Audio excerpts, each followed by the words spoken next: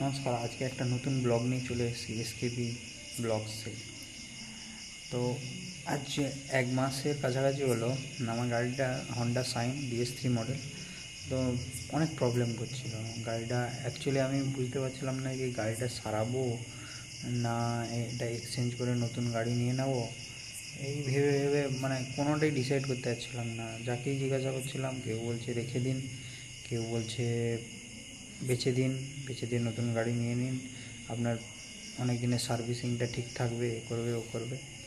আমি বুঝতে পারছি না অ্যাকচুয়ালি গাড়িটা কী করবো এখন।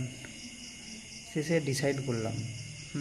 প্রথমে পাশাপাশি একটা হন্ডা শোরুম ছিল, ওখানে দেখালাম। ও বললো যে 35,000 টাকা দেবে এক্সচেঞ্জের অফারে। আমি বললাম না, এত কমে দেবো না। তারপরে গাড়িটা মাঝে প্রচণ্ড প্রবলেম করলো। একদিন একটা কাজে গেছিলাম, ওখান থেকে ফেরার পথে গাড়িটা মানে খুব আওয়াজ করছিল। আর ওই এক্সেলারেশনের তারটা,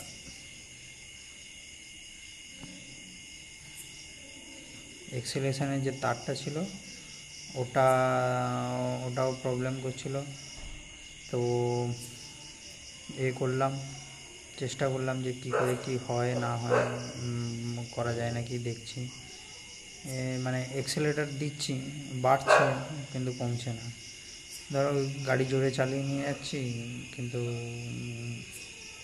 কমার সময় কমছে না, সেই আগের মতো RPM হাই থেকে যাচ্ছে। আমি ভাবলাম না, এবার যাই শোরুমে গিয়ে ওখানে লোকালি যেখানে ভালো মানে কী বলবো মিস্ত্রি আছে, ওখানে গিয়ে ভালো দেখাই, দেখি একটা ডিসিশান নেই। আজকে একটা ডিসিশান নেব যে হয় গাড়িটা রাখবো, নাহলে ছেড়ে দেবো। তো বললাম, ভেবে চিন্তে গেলাম, এখন গাড়িটা দেখালাম। গাড়িটা বললো যে আপনার তো মোটামুটি পার্টসগুলো চেঞ্জ করতে হবে, কার্বোরেটর চেঞ্জ করতে হবে, ক্র্যাঙ্কশ্যাফট, রড আর সব কিছু বললো যে চেঞ্জ করতে হবে। আমি এস্টিমেট বাজেট বললো না, এস্টিমেট বাজেট তোমার চলে যাবে প্রায় 22,000 টাকার মতো চলে যাবে।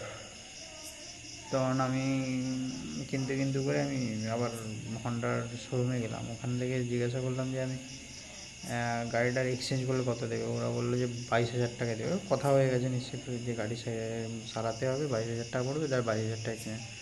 আমি ফিরে এসে 2-4 জনের সঙ্গে কথা বললাম, ভাবলাম না, গাড়িটা আমি রিপেয়ারিং করে নেবো। তারপরে রিপেয়ারিংয়ে দিয়ে দিলাম ওদিনকার। তো দেখলো যে কী কী চেঞ্জ করতে হবে। আমাকে একটা ধারণা পেয়ে গেলাম যে এই চেঞ্জ করতে হবে। আমার কার্বোরেটরটা টোটালটাই খারাপ হয়ে গেছিলো বললো, আর কার্বোরেটরটা মেনলি চেঞ্জ করতে হবে। তারপরে আর সব যেই 1,70,000 কিলোমিটার রান হওয়ার পরে যে সমস্ত পার্টসের চেঞ্জ করতে হয়, সেই সময় পার্টসের চেঞ্জ হবে বলার পরে আমি গাড়িটা শোরুমে দিয়ে দিলাম। দিয়ে দেওয়ার পরে কাজ হচ্ছে। এবার কী কাজ হচ্ছে আপনারা দেখুন, আর কী কী চেঞ্জ হবে পরবর্তীকালে আপনাকে বলছি।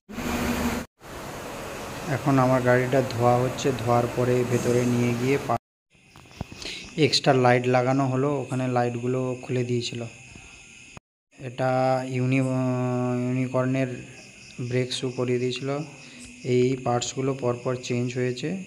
আপনারা দেখেন, এগুলো আমাদের গাড়ি পুরো বাজে। এই আমাদের কেবিলটা পুরোটাই বাজে কন্ডিশানে ছিল, ওটাকে পুরোটাই চেঞ্জ করালাম। কারণ আমি বাইরে ঘুরতে যাওয়ার কারণে হ্যাজার্ডাসলি লাইট ফাইটগুলো লাগিয়েছিলাম, যে কারণে প্রবলেমটা হয়েছে। আর ওই প্যাকিং, তারপরে আপনার ওই কী বলে ব্রেকের যে স্প্রিংটা ছিল ওটা চেঞ্জ হলো। তারপরে এই সব পার্টসগুলো চেঞ্জ হয়েছে আমার। এখন এই পার্টসগুলো চেঞ্জ হয়েছে। আমি পারলেও এগুলোকে লেদে নিয়ে গিয়ে কাজ করিয়ে রিপেয়ারিং করতে পারতাম, কিন্তু এখানে আমি মনে শ্যুট করলাম না। কারণ আমি রিসেন্টলি একটা ট্যুরে যাচ্ছি, বড় ট্যুরে। তো আমি ভাবলাম যে আবার ট্যুরের মাঝে গিয়ে যদি কোনো প্রবলেম হয়, তার জন্য আমি পুরোটা চেঞ্জ করে দিয়েছি। চেঞ্জ করানোর পরে আমার গাড়িটা এইরকম লুক আছে, দেখতে পেলেন। এখন তো মোটামুটি ভালোভাবেই চলছে। দেখি কীরকম কী হয়, বুঝতে পারবো।